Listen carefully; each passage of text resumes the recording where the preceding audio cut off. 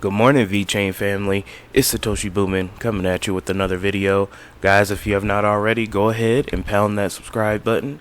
You did it, guys. You got me to 1,000. Next stop is 2,000. I really appreciate each and every one of you that has subscribed. Today we have a very special video. We have a video this morning, and at 12 o'clock Mountain Standard Time, we will have our first live stream. I might go on live a little bit beforehand to do a little bit of testing, just so I can make sure I get it right. But the real live stream is going to be at 12 p.m. So I am so excited to see each and every one of you there. We're just going to chop it up, talk about crypto and life and everything else. So I can't wait to see all of you there. Let's get right into the video today, guys. So as I expected, things are down. Not a whole lot though. Vechain is still, holding strong actually due to all these concerns, and we are just right above that 0.0086 Satoshi mark, just hanging out right there. We did have a little bit of a dip yesterday from 0.0088 to 0.0084, but we have slightly recovered from that 0.0084 mark. I do expect further dips, not only with Vechain, but I expect further dips with the market as a whole, and that's just due to, the pandemic and, supply chains being shut down once again. There was bullish news coming out of America that they are allowing fully staffed flights again. So that's good. But as more and more places shut down again for the second wave, that could be a short-term win, but a long-term loss. So I'm going to keep my eye on the news.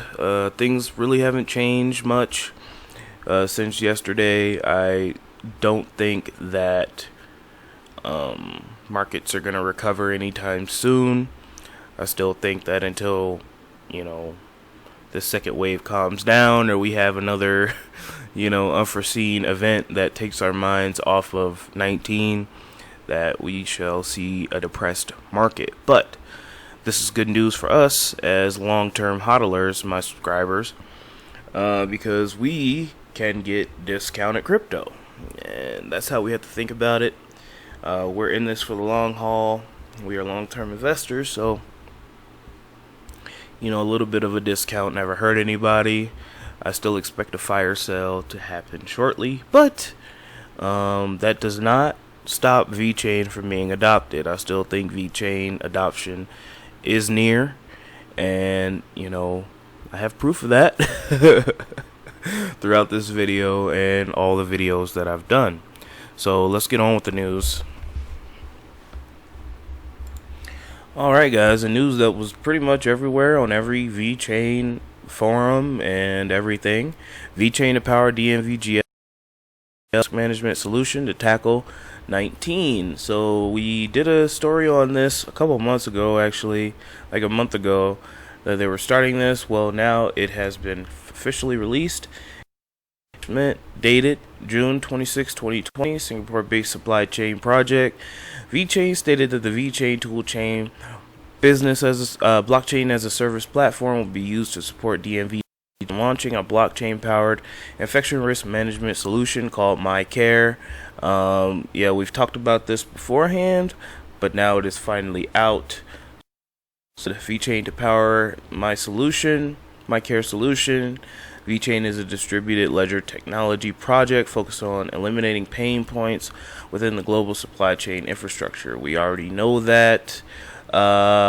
It will use its blockchain as a service platform to launch MyCare, a blockchain-enabled risk management solution aimed towards assessing, managing, and mitigating infection risk in management processes, such as business dealings, operations for enterprise users. Per source close to the matter, the first empire to benefit from MyCare is a Finnish shipping firm, Viking Line. I did a story on that. I'll leave that up there for you to check out.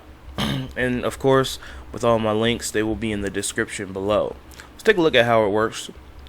According to the blog post, MyCare is a suite of independent assessment services developed to aid enterprises risk management practices at place.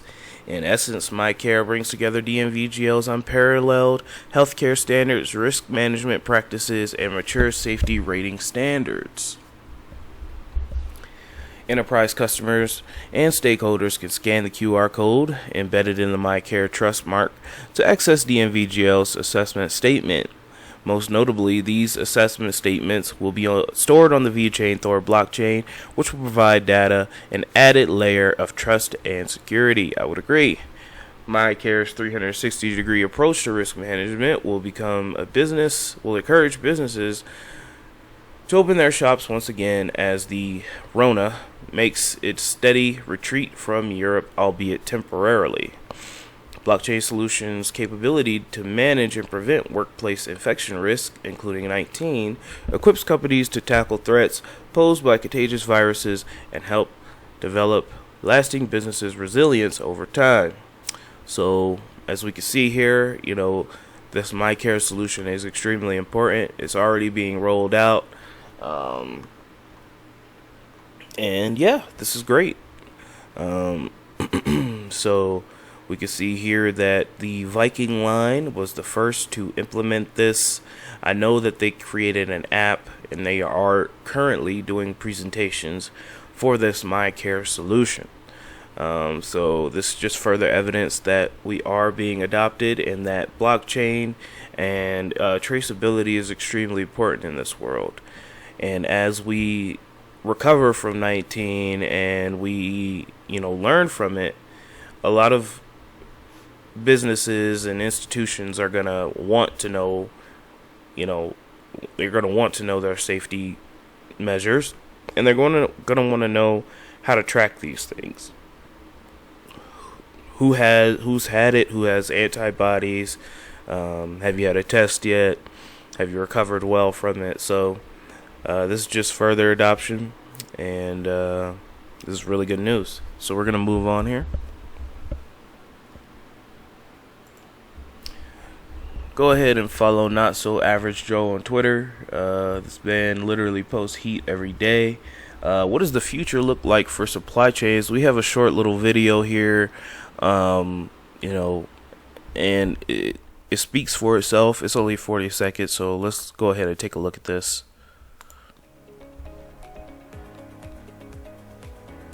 What does the future look like for supply chains? It's a complete reinvention of the supply chain. This move from rigid linear supply chains to networked ecosystems. And those companies that had already started down this path were much better prepared to deal with this disruption. And those that hadn't started, this is a giant wake-up call. And I would agree. It is a giant wake-up call because companies that have not implemented these solutions are hurting right now. And with this second wave, a lot more people are going to be out of work. A lot more businesses are going to have to shut down because they have not automated their processes yet. Especially a lot of small businesses focused in on retail and things like that.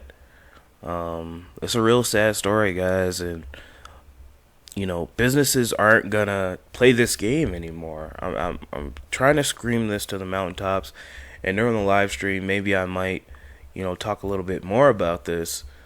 But automation is coming, guys, and companies that want to stick around are going to figure out ways how to automate a lot of the systems that are essential to their business, so that if COVID-3 comes out or SARS-3 comes out, they're not completely shut down. You know what I'm saying? It could be business as usual for these companies because these companies don't care about, you or I, in a sense. They care about profit. And that's okay. That's, the capitalistic system we're in, and that's the rules we have to follow until they change.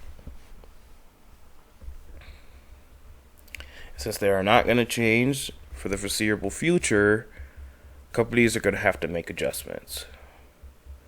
And that's putting in a robot instead of a person that gets sick, that sues them for not having adequate stuff, that riots.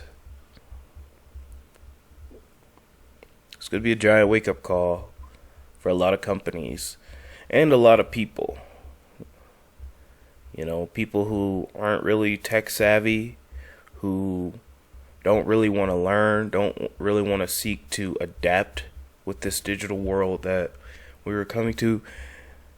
They're going to get automated out of a job, and they're going to be wondering what the heck happened. You know, during the beginning of the Industrial Revolution, when we started automating farming, a lot of farmers and a lot of, you know, manual laborers were automated out of a job. And then we had the bread lines, and then we needed the welfare, and you get what I'm saying. Skills to pay the bills, and that's all I'm gonna rant on about that. We'll talk more about that during the live stream. Let's move on to the next article here. Now, this is great. This is a bit of an old article, but the future of supply chain automation. Now, automation is one of the biggest job threats in America, I think.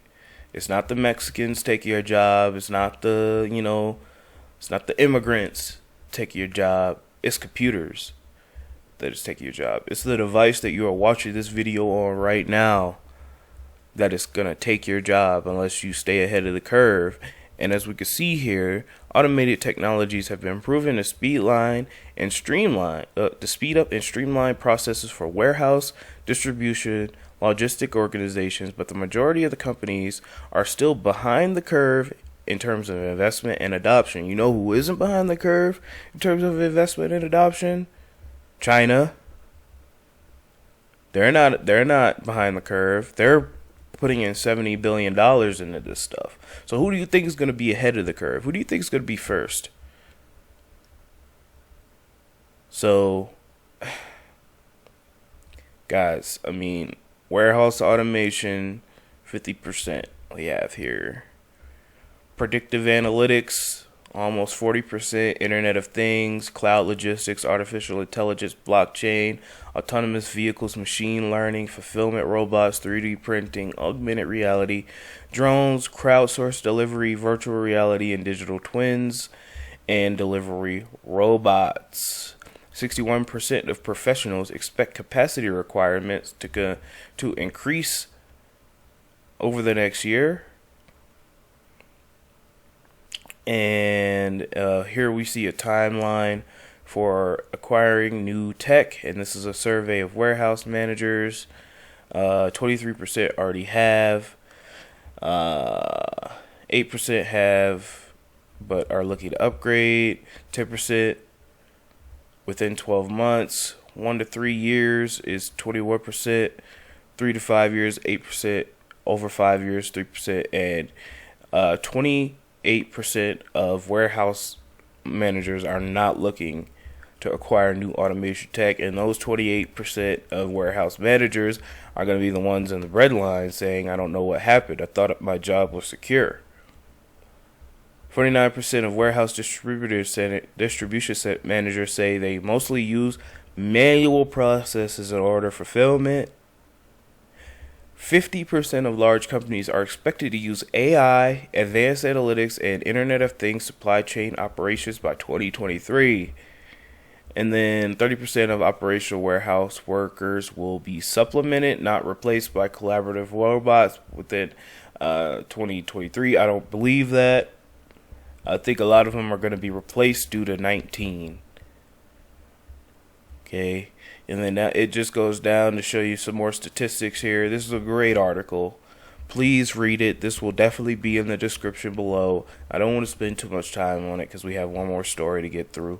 But read this, guys. I mean, automation. I'm afraid of automation. I'm not afraid of the Mexican next door to me. Okay. I'm not afraid of the immigrant from Russia next door to me. Okay. I'm afraid of automation. I'm afraid that one day I go into work and they've created an AI to do my job, and then they hand me my walking papers. That's what I'm afraid of. Okay? So this is serious business. Please, if you're working, manual labor, if you're still doing low skilled work, I really appreciate you, man. You're doing work that needs to be done. You're doing real hard work, but they are looking for ways to replace you.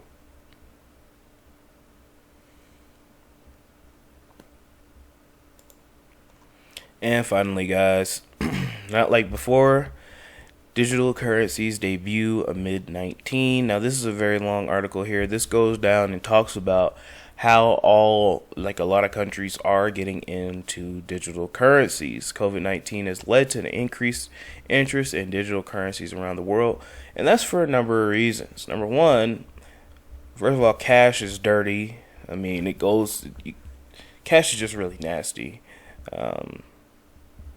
You don't know where it's been. People are grody. They don't wash their hands. That's why we have 19 now. It's gross. People don't shower. And, ugh. So touching bills and stuff isn't really the moves, as the young kids would say.